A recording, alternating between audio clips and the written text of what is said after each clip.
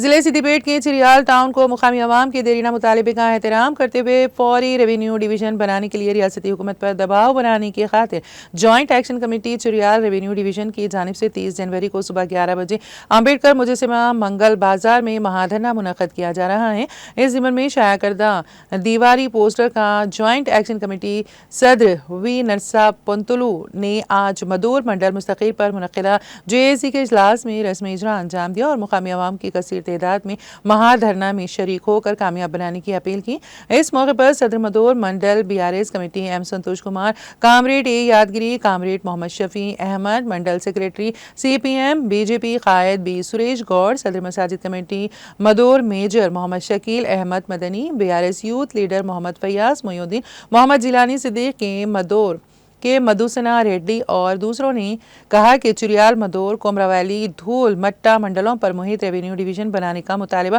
کئی سالوں سے جاری ہے۔ اس ضمن میں متعدد بار عوامی مظاہرے اور تحریک چلائی گئی۔ 30 جنوری کو منعقد ہونے والے مہادھرنا میں مقامی رکن اسمبلی ڈاکٹر پلا راجیشور ریڈی، رکن پارلیمنٹ میدک ایم رگھونندن راؤ اور مختلف جماعتوں سے وابستہ قائدین شریک ہو کر مخاطب کریں گے۔